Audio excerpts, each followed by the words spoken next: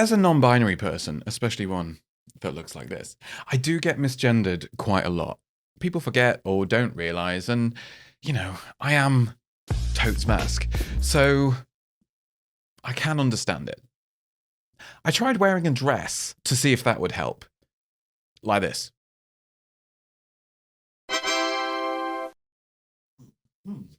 Yes, I know. I was hoping that transition was going to look a lot better than it did, but never mind. I'm new. Oh, sat on something.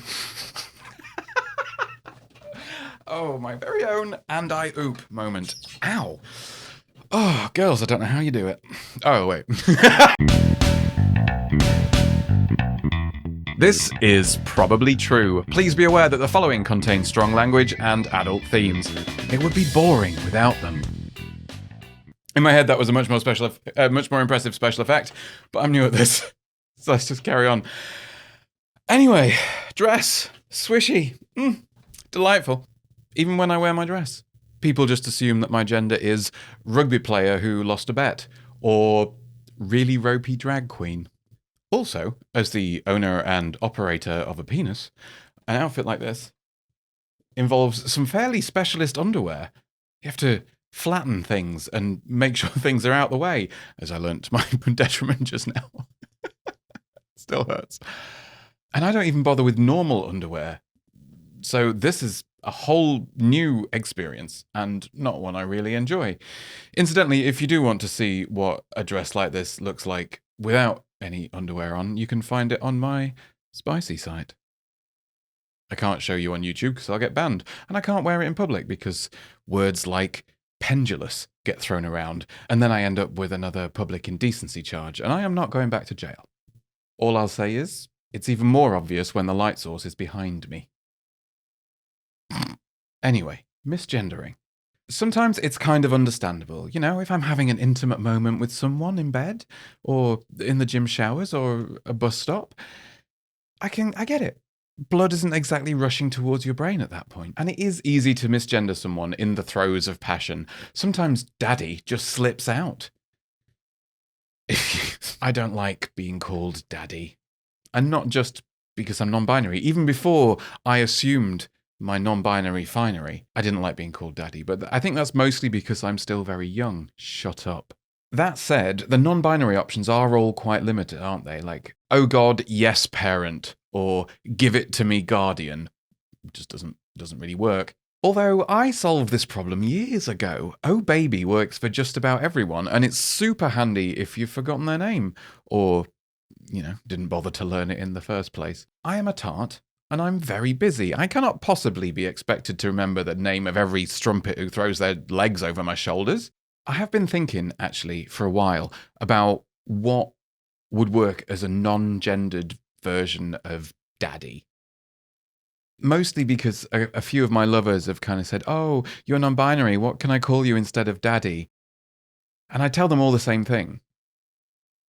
How dare you speak to me without being spoken to? You are nothing but a hole to me. Now get on your knees in that corner and wait until I say you can move. Say thank you, sir. If that made you feel a certain sort of way, then slide into my DMs. Maybe we can make some more content for that spicy site I mentioned earlier. Anyway, that's how I realised that sir is a good gender-neutral replacement for daddy. It works for any gender. In Star Trek, you call your commanding officer sir, or whatever gender they are. In fact, the first captain to insist on being called captain rather than sir or ma'am was Janeway, because it underlined her authority as the captain of the ship without needing to reference her gender at all. And if it's good enough for Janeway, it's good enough for you. Although that would add another level to the role play. Kind of, you're going to be a good little ensign, aren't you? Now polish my dilithium crystals. I really should get out more. If you'd prefer some non-gendered terms that aren't quite so nerdy, you could go with my liege, your grace. You there's always a fun one. Just kind of, you there, suck my nipples. Or in a pinch, just go with oi. That works as well. Although my favourite one, I have to say, at the moment is oh great one. Because it's gender neutral, it emphasises authority, and it hints at the possibility of eldritch powers beyond the understanding of man. which I like. If a random tart is getting a bit too gooey and touchy-feely, they're trying to make eye contact or kiss me on the mouth or something, it's a lot of fun to put them in their place. Generally, I do that by asking them what their name is. Nothing puts your opponent off their stride like introducing yourself and shaking their hand without breaking rhythm. And yes, I do call them my opponent because I've had enough of casual sex. I've moved on to competitive sex. I'd be on Team GB and training for the Olympics by now if we hadn't stopped at Taco Bell for lunch on the way to the regionals. It's an absolute disaster. Anyway, what was I talking about? Misgendering. Yes, misgendering, of course. Here are my hairy See, the thing is, everyone gets it wrong every now and then, and that's fine. Here's what to do if you misgender someone. Correct yourself and move on. Don't make a big thing of it. The important bit is to try and do better next time, which is where the correcting yourself bit comes in, because if you realise and correct yourself before anyone else has a chance to, then we clock that you're doing your best. And as long as you keep trying, no problem. What you don't need to do is get defensive or try and explain why it's not your fault. For example, if someone who, maybe doesn't know me very well calls me man or mister, and then when I say, oh, not a man, they reply with, oh, sorry, it's just a turn of phrase. I'm like, is it? Sorry, obviously I've just arrived on this planet, so thank you for explaining the intricacies of your language to me. It's not a big deal. You just need to say sorry and try not to do it again. And yes, I know it's a pain in the dick, because I forget, and I annoy myself with it. That's not the point. The point is trying to do better. And the best way to do better is to practice. All the time. Call everyone they. You don't need to use he and she. They works for everyone. And it really annoys tosspots. So that's another reason. If I'm honest, annoying tosspots is at least 25% of the reason I get out of bed in the morning. Speaking of tosspots, there was one person who was just genuinely impressive. They kept calling me he and him, no matter how many times I corrected them. Eventually, when they saw my eyes widen and that little vein on the side of my head start throbbing, they went, oh, sorry, it's 'cause I'm a Pisces. No, Sandra, you're a dick. I'm a Pisces and I can remember, so you can too. You're not a Pisces. You're right. I'm not actually a Pisces, Sandra. I'm a Scorpio. But you're still a dick. Lying about your star sign is such a Scorpio thing to do. Is it? Because I'm not actually a Scorpio, Sandra. I'm an Aries. But you're still a dick. Have you seen how this works? Have you got the pattern? I love the idea that you could just sail through life using your star sign as an excuse for anything that you didn't want to take any responsibility for. Like, oh, I'm sorry I set your dog on fire and pissed on your nan, but I'm an asparagus, so, It'd make courtroom dramas a lot more interesting. My lord, members of the jury, as the closing arguments for the defense, I say to you that yes, the defendant was seen by multiple witnesses and several CCTV cameras murdering the victim in the face until they were dead. But we must not forget that the defendant is a Virgo and Mercury was in lemonade at the time, and therefore I move all charges against them be dropped and this trial be concluded. The defense rests. Your Honor, it seems my learned friend's argument forgets one very important thing.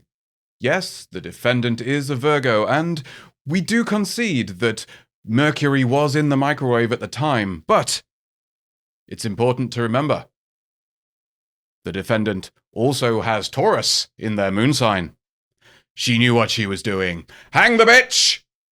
I probably shouldn't do jokes about star signs. I always get emails afterwards from people who are very keen to tell me that this is typical behaviour for a Capricorn. Although if you really want to irritate someone who's into star signs, whenever they say anything along those kind of lines, you go, oh, babes, no, I'm a grown-up. I take responsibility for my actions, yeah? Although, coming back to my hobby of annoying tosspots, I might start mis-star signing the ones who misgender me. Oh, you can't remember to use they and them? Ugh, such a Virgo. And then they'd be like, oh, I'm not a Virgo. You must be a Virgo, because you look and sound like all the other Virgos I've met. I'm not going to change my idea of what a Virgo is just for you. I wonder if they get the point. I mean, it's almost as if clinging to some rigid and ill-fitting construct gets frustrating. Can't relate. That was Probably True, the LGBTQ plus storytelling project created to remind all of our queer siblings that we are none of us alone. If you liked it, then comment, share, subscribe, and join the Patreon. Or just tell all your friends. If you didn't like it, tell me. Come at me, bro. This week's Patreon compliments go to Peter Hens, who is such a lovely person that even just getting a message from him really brightens your day. And to Dale Ruins, who is single-handedly proving that nominative determinism isn't a real thing, because they make everything they touch absolutely better, just by being a part of it. If you'd like a compliment just like these lovely people, then go to patreon.com/probablytrue. You also get, as well as your compliment, ad-free episodes, additional extra things, discounts on tickets for live shows that I am definitely actually working on at the moment. Stay tuned. I'll let you know as soon as I have something. That's it for now. Goodbye. I love you.